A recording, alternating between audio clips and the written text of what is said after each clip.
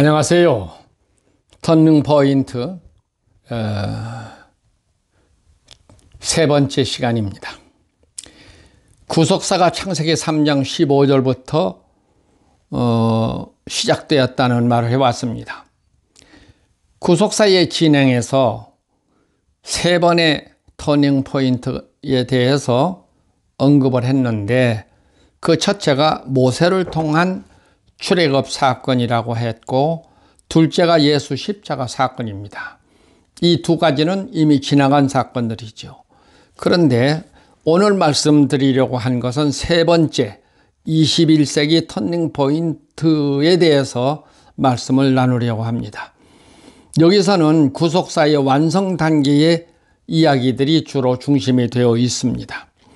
세 번째 21세기 터닝 포인트의 시작은 계시록 3장 14절부터 22절에 기록된 라오디게아 교회를 출발점으로 삼은 것은 구속사의 연대로 21세기가 7000년째라는 것과 라오디게아 교회가 마지막 교회로 7번째 교회라고 하는 점에 그리 생각하게 한 것입니다.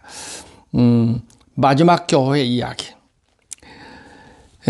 둘째는 구속사의 진행과 완성 단계의 진행이 여기서부터 시작이 되어 지구촌의 사역이 끝나고 구속사와 함께 언약된 말씀들을 따라 새하늘과 새 땅 이야기에서 영원 세계로 들어가는 장면에서 성경 기록도 끝납니다.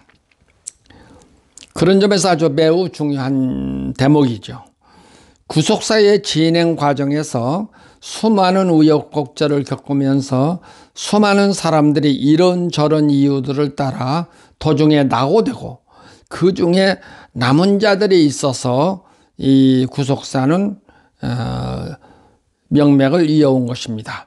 이 그때 남은 자라는 것은 씨들이라 성경에서는 그렇게 말하죠. 씨들이 있어서 그 다음에 농사를 지어서 역사가 진행된다, 그런 뜻이죠.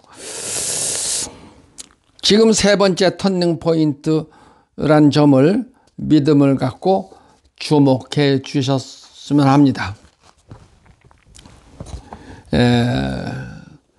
이것은 마지막 단계이기 때문에 매우 중요한 것이죠. 라오디게아 교회에 보낸 편지 중 두 가지 권고가 있습니다. 그 첫 번째 권고가 흰 옷을 사서 입으라는 것입니다. 본래 라오디게아 교회에 세 마디 권고가 있는데, 그 세 마디 권고 중 중심이 두 번째 권고인 흰 옷을 사서 입으라 하는 데 있습니다. 그리고 이제 안약을 사서 눈에 발라 보게 하라, 이 말은 자기 자신을 못 보고 있기 때문에 계시록 3장 17절에 자기 자신을 못 보고 있는 사람들이에요. 라오디게아 교회 사람들이. 그러니까 이 눈에 안약을 사서 발라 봐라, 그 뜻이죠. 무엇을? 지금 흰 옷을 사서 입어야 할 때인데 이것을 모르고 있으니까, 못 보고 있으니까 그런 말을 한 것이고, 그 다음에 첫 번째가 불로 연단한 금을 사서 부여하게라, 이런 말이 있는데요. 불로 연단한 금을 사서 부여하게 하라는 말은 흰 옷을 사서 입는 일로 인해서 기득권 세력으로부터 엄청난 핍박을 받는다, 그런 뜻이죠. 그래서 그것을 통해서 바로 그것이 연단이라는 거예요. 핍박받는 것을 통해서, 연단을 통해서 점금 같은 믿음이 되라, 이런 말입니다. 그래서 이 핵심 주제는, 이 세 마디 권고 중에 핵심 주제는 흰 옷을 사서 입는 일입니다. 흰 옷이 뭐예요? 흰 옷. 이 뒤에 가서 다시 설명을 하겠습니다만은, 우선 먼저 연단에 대해서 한번 생각해 볼까요? 욥의 형편을, 욥기서를 통해서 우리는 잘 알고 있습니다. 하루아침에 자식들을 몽땅 잃어버렸고, 또 발바닥에서 정수리까지 종기가 나게 해서 질그릇 조각을 갖다가 몸을 긁어야 했고, 얼마나 고통스러웠겠어요. 또 아내는 이 모습을 보고 욥을 저주하면서 욥을 떠나가 버리죠. 그리고 세 친구들은 이 욥을 찾아와 가지고 엄청나게 괴롭힙니다. 이 욥을 돕는 것 같지만 욥의 입장에서는 엄청난 괴로움을 겪은 거예요.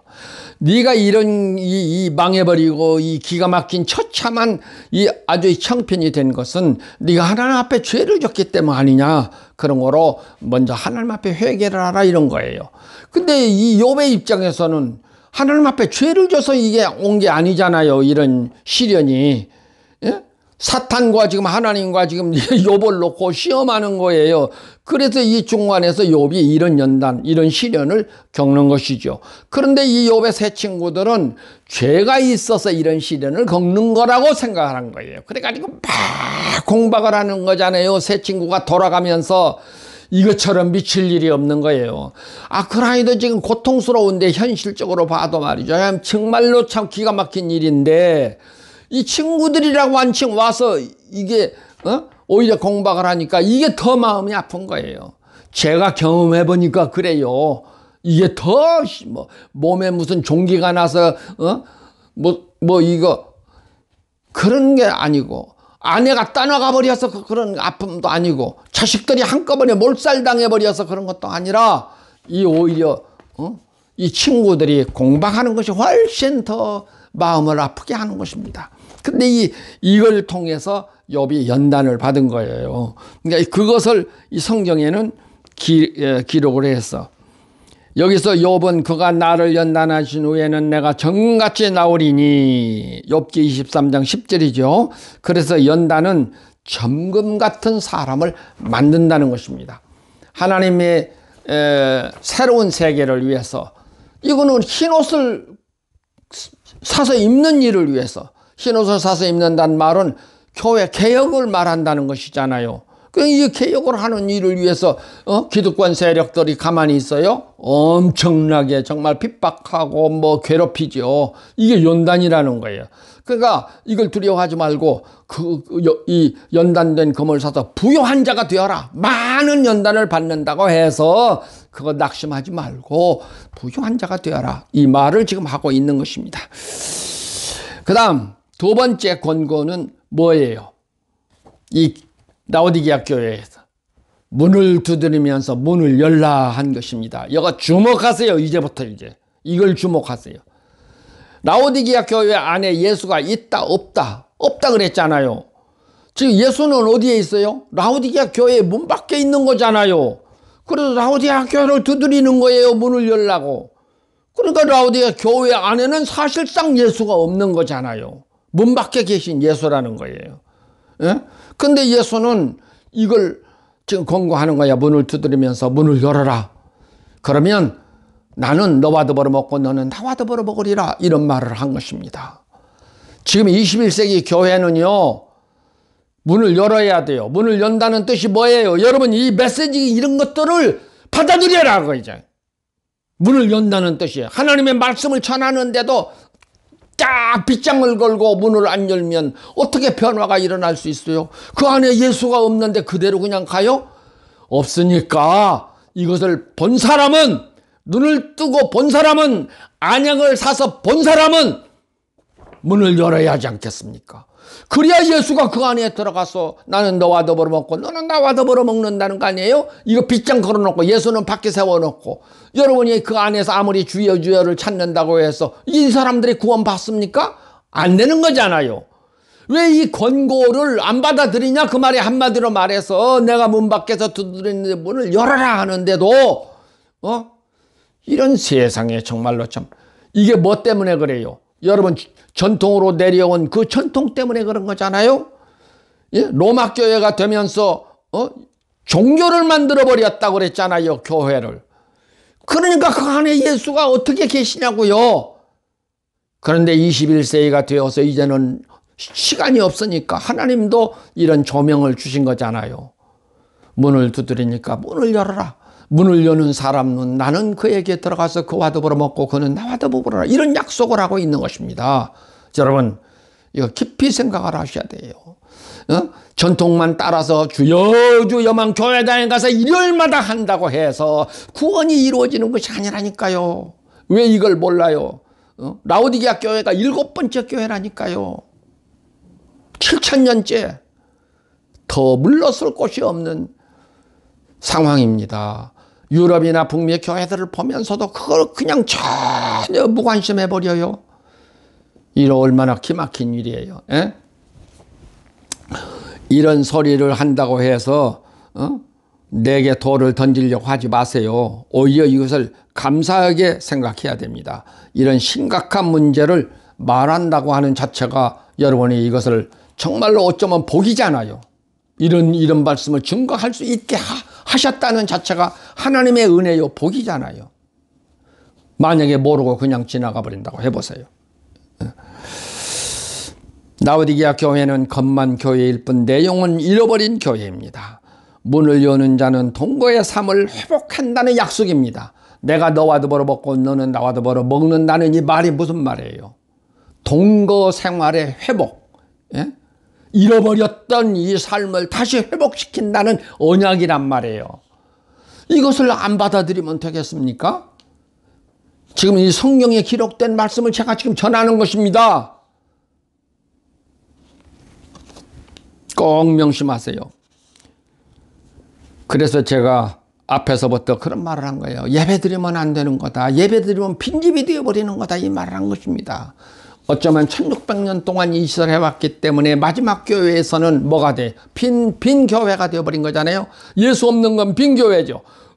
예수 없이 간판만 걸려있고 그 안에 사람들만 모여 앉아서 주여 주여만 찾으면 그게 교회인가요? 아니잖아요. 예수가 없는 게 무슨 그게 교회예요. 예수가 없는데 그걸 통해서 어떻게 구원을 받아요. 그런 거로 여러분 이것을 우습게 생각하면 절대로 안 됩니다. 명심하세요. 이런 것 때문에 앞에서도 이미 소개한 바 있는데요. 골로새서 2장 8절이라든가 또 혹은 골로새서 2장 8절을 소개했으니까 이거 한번 찾아서 읽어보세요. 전통이라는 것이 얼마나 무서운 것인지 이 짤막한 곳에 그 말을 바울은 골로새서 교회 편지에다가 명시해 놨어요. 이런 걸 참고하셔서 문을 열어야 됩니다. 습관된 전통에 구원이 있는 것이 아닙니다. 구원은 성경 말씀을 따름에 있습니다. 주여 주여를 찾는 자가 천국에 들어가는 것이 아니요 아버지의 뜻대로 행하는 자라야 들어가리라. 아버지의 뜻대로 행한다는 말이 뭐예요? 성경을 따라서 믿어야 그래야 천국에 들어간다 이 말이 있잖아요.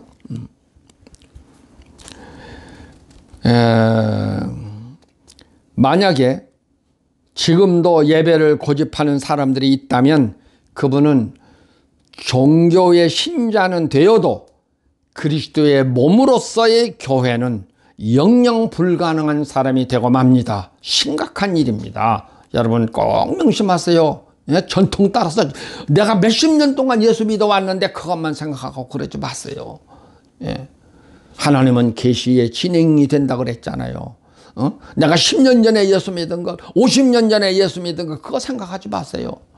진행해 가요. 계시는 진행해 간단 말이에요. 진행할 때에 그것을 붙잡아야 그게 살아있는 믿음이 되는 것이죠. 꼭 명심하십시오.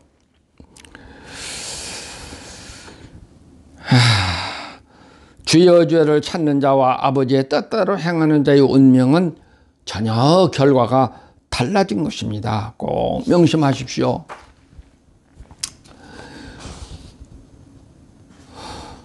이런 말을 하면은 여러분들이 분노를 하면서 이 말을 전하고 있는 저한테 돌을 들겠죠. 그런데 지금 목회하신 분들이 직업수단으로 목회하신다면 아마 내게 돌을 던질 것입니다. 왜냐하면 교회가 비어있다. 이 교회는 빈 교회다. 간판만 있는 것이다. 이런 소리를 하는데 가만히 있겠어요? 혈압을 올리면서 분노하죠. 누가? 그 교회당 간판 밑에서 밥 벌어먹고 산 사람은, 목적이 거기 있는 사람은 분노할 것입니다. 그러나 여러분이 하나님의 종이요, 여러분을 찾아온 수많은 영혼들을 위해서 사는 하나님의 종이라면은 오히려 이런 교회의 말씀을 받아들이고 오히려 돌아서고 앞으로 그러면 하나님이 무엇을 나에게 요구한가를 그것을 찾는 그런 기도를 하는 분들이 되셔야 하고, 앞으로 뒤에 나옵니다마는 하나님의 요구하신 것을 따라서 살게 되어야, 그래야 미래가 있는 것이 아니냐, 그래야 여러분이 사는 거 아니에요? 명심하십시오. 예. 그래서 21세기 교회는 한국에서 시작되었다는 것을 영광으로 삼을 것입니다. 이거 지금 현재 무슨 유럽 교회에서 이 말한 거 아니고, 북미 교회 사람들이 이 말한 게 아니고, 유명한 신학자들이 이 말한 것이 아니라 무명의 목사에게 하나님이 조명해 주셨기 때문에 지금 이 말을 전하는 것입니다. 이거를 이 무식한 이 말을 전하는 이 사람을 보고 판단하지 말고 하나님의 말씀을 놓고 판단하시라고요. 하나님의 음성을 들으시라고요. 문 밖에서 두드리는 이 음성을 들으셔야 합니다. 자, 모세는 80의 용기를 내서 이스라엘 민족의 운명을 바꾼 주역이 되었고, 예수는 약관 30 초반의 용기를 내서 인류의 구세주가 되었습니다. 여러분은 그런 용기가 없습니까? 예? 지금도 그래서 밥벌이라도 하려고 교회당 틀에 앉아서 그 짓을 하고 있어요? 예수가 없는데 안에? 그런 허송세월 하지 마세요. 왜 여러분은 용기를 못 가져요? 모세가 80에 용기를 냈다고 한다면 나이 많이 잡수신 분들도 용기를 내서 이 역사를 만들 수 있다는 이야기고, 약관 30이 조금 넘은 예수가 이 용기를 내므로 말미암아 인류 구세주로서의 이 업적을 남겼다는 것을 믿으신다면 젊은 분들도, 그 훌륭하고 교육받은 분들이, 여러분들이 어쩌면 고급 인력이잖아요. 그런데 그 정말로 저 어디 지하실이라서 2층 3층 뭐 장소 하나 얻어가지고 거기서 목회한다고 하면서 세월을 보내고 있어요? 아깝지도 않아요. 좀 더 큰 뜻을 품어보세요. 그래서 높은 데 앉아서 넓게 세상을 보면서 지금을 바라보고 여러분 용기를 내십시오. 한국에서 반드시 이런 영웅이 나올 수 있어야 됩니다. 제가 지난번에 펌꾼 이야기를 했었죠. 포도원 펌꾼 이야기. 그것이 이미 이 복음이라는 건 시계 방향으로 돌아서 팔레스틴에서 시작된 것이 에베소서로 왔고, 에베소서에서 마게도냐로 갔고, 마게도냐에서 로마로 왔고, 로마에서 아메리카 대륙으로 건너갔고, 아메리카 대륙에서 극동아시아까지 왔다. 그 말을 했어요. 그게 5번째 우리가 포도원 품꾼이 되었다는 이야기를 했어요. 예? 왜 살아서 움직이고 있는 하나님의 계시 진행을 못 봐요? 왜 안 믿어요? 그리고 그 정말로 딱하게 전통만 따라서 그 짓을 하면서 세월을 보내요. 억울하지도 않아요. 이 젊음을 바쳐서. 여러분의 생애는 정말 소중한 가치가 있는 사람들이지 않습니까? 왜 이 말씀을 외면하고 현실을 쫓아서 그저 밥이나 얻어먹으려고, 밥이나 빌어먹으려고? 그걸로 끝나는 게 아니잖아요. 여러분도 정말 구덩이에 빠지는 것이고, 여러분을 따르는 수많은 신자들도 함께 구덩이에 빠지는 짓을 하는 거잖아요. 이것은 뭐예요? 죄 짓는 짓이잖아요. 죄 짓는 짓. 용기를 내십시오. 용기를 내야 영웅이 되느냐, 이 다음에 심판을 받느냐, 이 갈림길에 있다는 것을 분명히 하셔야 됩니다. 여러분이 좋아하시는 말씀이 있죠. 뭐죠? 믿음은 능치 못하는 일이 없다. 굉장히 목회하신 분들이 그 말씀 좋아하잖아요. 신자들에게 그렇게 가르치잖아요. 그 말씀을 신자들에게만 가르치지 말고 여러분 자신에게 한번 적용을 해보세요. 믿는 자에게는 능치 못하는 일이 없다. 한번 세계를 바꿀 생각을 안 하십니까? 한반도야 옛날부터 열강 속에서 끼어 살아서 너무 쫄아서 그렇게 못났습니까? 아니잖아요. 이제는 당당하게 할 수 있잖아요. 그런 믿음을 가지십시오. 믿는 자에게는 능치 못하는 일이 없다. 그것을 여러분 자신에게 적용을 하십시오. 이미 진리가 아닌 교회당 교회에 앉아 옹졸하게 그거나 지키려 하는 조잡스러운 생각을 버리고 큰 꿈을 가지고 용기를 내시는 여러분이 되시기를 바랍니다. 예. 세 번째는 이 말이 아주 중요한 말입니다. 세 번째, 라오디게아 교회의 권고한 말씀 중에 세 번째, 마지막입니다. 이게 이기는 자가 받는 보상에 대해서 약속하고 있습니다. 자, 이기는 그에게는 내가 내 보좌에 함께 앉게 하여 주기를, 내가 이기고 아버지 보좌에 함께 앉는 것과 같이 하리라. 계시록 3장 21절입니다.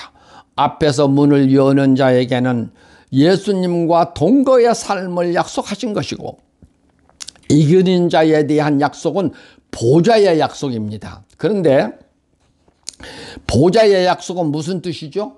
보좌가 무슨 뜻이라 그랬어요? 응? 앞 시간에도 이 말을 했는데 보좌가 무슨 뜻이죠? 왕좌라는 뜻이에요. 왕좌. 예? 이 보좌가 그리스도와 더불어 왕좌에 앉을 것을 약속하신 거예요. 지금 여기에 내가 이기고 아버지 보좌에 앉는 것처럼 너희들이 이기면 나와 함께 이 보좌에 앉으리라. 왕좌에 앉으리라. 이 약속을 하신 것입니다. 성경을 잘 보세요. 그러면 왕자를 만들려면 교회당에서 왕자가 돼요? 왕자를 만들 수 있어요? 재림의 왕주, 재림에 주는 심판이 왕으로 오시는 분인데, 여러분 100억짜리 교회당이면 그리 오시겠습니까? 1000억짜리 교회당이면 그리 예수가 오시겠습니까? 어디로 오시겠어요? 이 왕자는 어디가 있는 거예요? 나라가 있어야 이 왕자가 있는 거잖아요. 그래서 이제는 21세기는 이 나라를 만들으려는 거야. 나라를. 이것을 제자들에게 부탁했고 제자들에게 요구하신 것입니다. 예? 지금 하나님의 종이라고 하는 분들 정말로 여러분에게 권고합니다. 그 어설픈 좁은 공간에서 그 소중한 생애를 허송하지 마시고 용기를 지금 내십시오. 예수님 같은 용기를 내시고, 예? 모세 같은 용기를 내십시오. 여러분을 통해서 하나님은 역사를 만들어냅니다.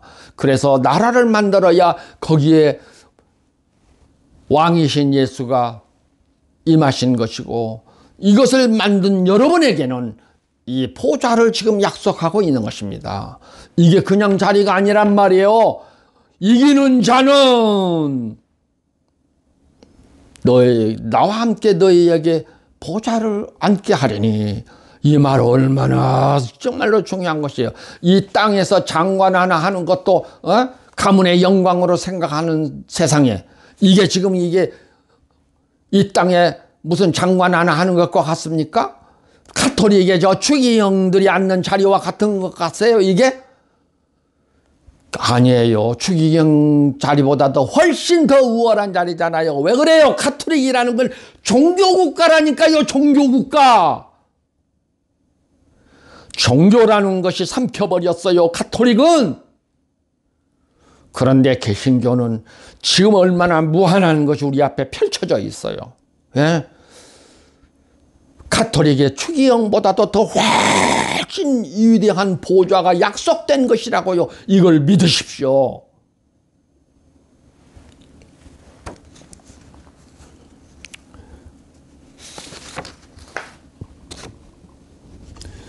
이것을 이런 말씀을 여러분이 무시한다면 왕으로 재림하신 분이 오셨을 때에 여러분을 그렇게 무시해버릴 것입니다. 심판의 왕으로 오신 분이 이 하나님의 이 말씀을 무시해버린다면 그 자들에게는 정말로 무서운 심판이 있을 것입니다. 성경에 이미 그런 약속을 다, 그런 말을 다 해주셨어요.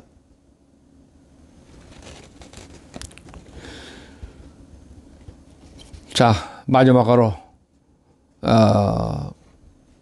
결론의 말씀 드리겠습니다. 이긴다는 뜻이 뭐래요? 무슨 뜻이에요? 이긴다는 말이 여러 가지 의미를 담고 있죠. 이긴다는 말은 우리가 이겨야 할 대상이 많잖아요. 첫째 뭐겠어요? 세속의 유혹도 이겨야 하고, 돈의 유혹도 이겨야 하고, 또 그거 뭐예요? 예? 자, 천박한 종교 행위도 이겨내야 되고, 전통으로 내려온, 예? 이걸 이겨내야 됩니다. 이것을 만약에 그렇지 아니한다면, 그대로 예수 사건을 모독한다면 형벌이 따른다는 사실을 꼭 명심하십시오. 그리고 이기는 자들이 반드시 되십시오. 정말로 주와 함께 마지막 때에 여러분에게 영광이 있습니다. 믿으십시오. 감사합니다. 여기서 마치고 다음 시간으로 넘어가도록 하겠습니다. 안녕히 계십시오.